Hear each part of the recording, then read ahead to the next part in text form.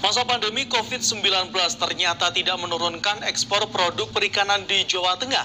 Hingga bulan Oktober 2020, ekspor Jawa Tengah mencapai 42.000 ton atau senilai 2,1 triliun rupiah.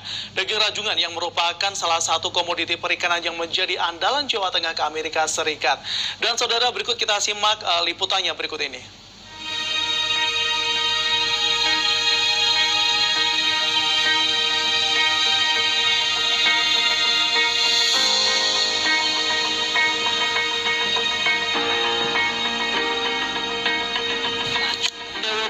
Data dari Balai Karantina Ikan Pengendalian Mutu dan Keamanan Hasil Perikanan BKIPM Semarang menyebutkan total komoditi perikanan yang diekspor dari Jawa Tengah sebanyak 59 jenis dengan 23 negara tujuan, diantaranya Cina, Jepang, Taiwan, Arab Saudi, Malaysia, Singapura, dan Amerika Serikat.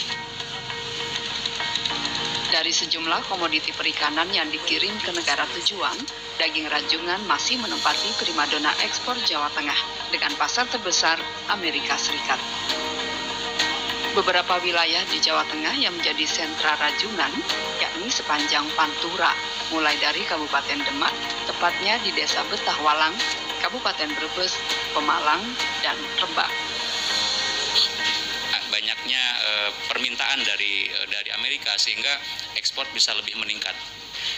Dan tentu saja ini harapan kita semua di tengah pandemi COVID-19 di mana perekonomian yang ada di Indonesia umumnya ini kan terdampak ya dari Balai Karantina Ikan, Pengendalian Mutu dan Keamanan Hasil Perikanan, Kementerian Kelautan dan Perikanan memberikan pelayanan prima kepada para stakeholder, para eksportir komoditi kelautan dan perikanan, mempercepat proses sehingga kos dari segi biaya ya, kemudian juga waktu sehingga produk tersebut bisa segera sampai di negara tujuan. Salah satu perusahaan eksportir daging rajungan ke negara Amerika Serikat berada di Desa Tambak Rejo, Kelurahan Mulyoharjo, Kecamatan Jepara, Kabupaten Jepara. Setiap bulannya, PT Guna Cipta Kartika mengirim tak kurang dari 3 kontainer ke negara Paman Sam tersebut, atau sebanyak 36 kontainer selama tahun 2020. Daging rajungan yang masuk ke perusahaan didatangkan dari berbagai supplier dari wilayah Pantura, sebagian Kalimantan, dan Sumatera. Daging yang dikirim ke perusahaan sudah direbus terlebih dahulu dan dijaga suhunya antara 0 sampai 5 derajat Fahrenheit. Daging selanjutnya diperiksa kesegarannya dan harus dalam kondisi baik. Peralatan yang digunakan pada setiap proses produksi terbuat dari bahan stainless steel, sehingga tidak menimbulkan kontaminasi pada bahan utama. Proses pengalengan daging kepiting ini meliputi penyortiran untuk membuang benda-benda lain seperti kulit sel kepiting yang ikut di kemasan. Tidak hanya disortir dengan mata telanjang, namun juga sortir dengan menggunakan lampu inframerah untuk memastikan tidak ada lagi sel yang ikut di dalamnya. Pengemasan daging rajungan ini juga dipisahkan berdasarkan ukuran, yakni jumbo dan non-jumbo. Ada 10 jenis produk daging rajungan yang dikemas berdasarkan ukuran yang berbeda tersebut.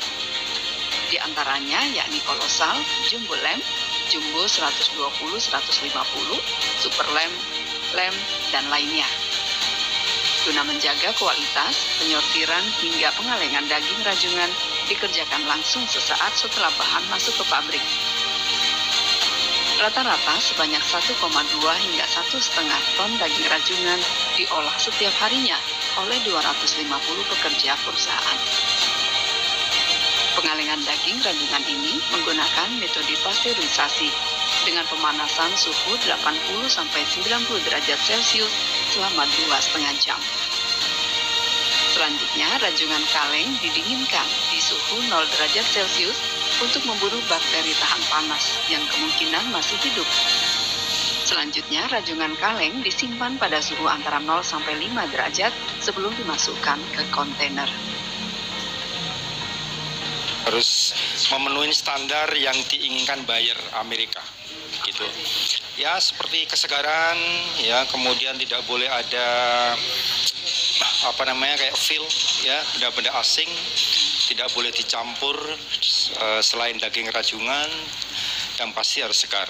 Sejak kita mulai proses tahun 2012 sampai sekarang Amerika, artinya buyer kami tidak pernah membatasi berapapun yang kita proses, berapapun yang kita ekspor, mereka selalu menerima. Tidak kenal musim, entah itu seperti saat ini pandemi, alhamdulillah tidak menurunkan volume ekspornya.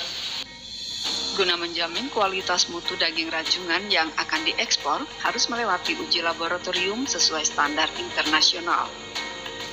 Di laboratorium Balai Karantina Ikan, Pengendalian Mutu dan Keamanan Hasil Perikanan BKIPM Semarang, Kementerian Kelautan dan Perikanan, dilakukan uji organoleptik dan diperiksa apakah mengandung bakteri berbahaya bagi manusia. Tim laborat juga melakukan kunjungan ke lokasi guna melihat langsung proses pengemasan apakah sudah sesuai dengan standar yang berlaku. Kami mengujikan juga untuk persyaratan ekspor harus memenuhi persyaratan organoleptik juga. Dari teksturnya, kemudian dari bau, dari rasa, itu harus kita lihat dan kita uji. Rata-rata penilaiannya harus minimal 7. Ya, jadi baunya tidak membau amonia, kemudian teksturnya juga itu sesuai dengan standar SNI. Di laboratorium kita uji ALT, E. coli, Salmonella yang merupakan bakteri-bakteri yang cukup membahayakan, kemudian Staphylococcus.